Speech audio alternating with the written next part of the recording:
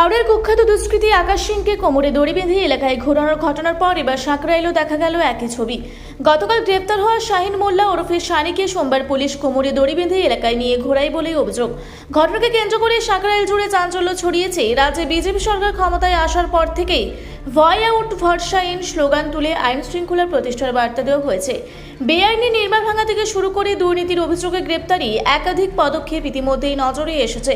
তারই মাঝে পরপর 2 দিনে হাওড়া ও সাঁকরাইলে দুষ্কৃতীদের বিরুদ্ধে পুলিশের এই কড়া পদক্ষেপ নতুন করে রাজনৈতিক মহলে আলোচনার বিষয় হয়ে উঠেছে। পুলিশ সূত্রে জানা গিয়েছে, তোলাবাজির অভিযোগে শাহিন মোল্লা ওরফে শানিকে গ্রেপ্তার করা হয়। সে মানিকপুর আউটপোস্টে টেম্পোরারি হোমগার্ড হিসেবে কর্মরত ছিল বলেও জানা গিয়েছে। রবিবার তাকে আদালতে তোলা হয়। স্থানীয় সূত্রের দাবি, তৃণমূলের ছত্রছায়ায় থেকেই এলাকায় প্রভাব বিস্তার করত শানি। অভিযোগ, বিধায়ক প্রিয়াপালের ঘনিষ্ঠ পরিচয় ব্যবহার করে এলাকায় তোলাবাজি ও দাপট দেখাতো সে।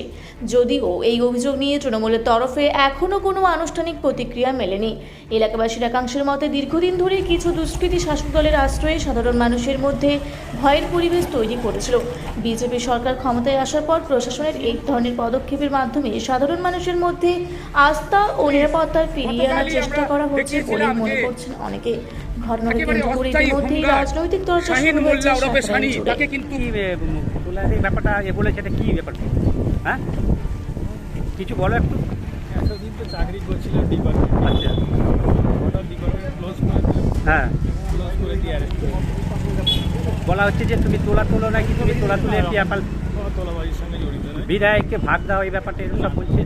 বাজে কথা। আচ্ছা, তাহলে কি তোমাকে ফাঁসানো হয়েছে? কি বলছো? কি বলবো, ডিপার্টমেন্টে এত বছর ছিলাম, ডিপার্টমেন্টের জন্য কাজ করছি। পুলিশ ডিপার্টমেন্টে চাকরি করে তোমাকে তোলা আবার ডিপার্টমেন্ট তোমাকে ফাঁসিয়ে দিলে? ডিপার্টমেন্ট ফাঁসিয়েছে কি কে ফাঁসিয়েছে এটা আমি কি করে বলবো? আচ্ছা, তাহলে বলছো ফাঁসিয়েছে? তো ফেসে যাওয়ার মতোই মনে হচ্ছে। তা কি অ্যালিগেন্স এনেছে তোমার নামে? প্রমাণ নেই। কোনো প্রমাণ নেই? প্রমাণ না থাকলে দড়ি দিয়ে এরকম করে বেঁধে এ করে? আরে হাঁটাচ্ছেই বা কেন? সেটা ওনাদের দিকে পুলিশ অধিকারী বলে টাকা দিত। আর টাকাটা কোথায় যেত? টাকাটা ও দিত, সেটা কিন্তু টাকা তুলতো পুরো এরিয়া করতো সব। বেলতলা, কাকরাই, সারেঙ্গা, নলপুর, এটা পুরো তোলা তুলতো। ও তো নিজে বলতে পারবো, নিজেরা কিন্তু যুব মোর্চার জমিটাটা মেটাচ্ছে। টাকাটা কার কাছে জানা নেই, টাকাটা কোথায় তদন্তে না করুক কার কাছে জিনিসটা থাকবেন। মন্ডল সেক্রেটারি, মন্ডল সেক্রেটারি যাবে। তুমি একটা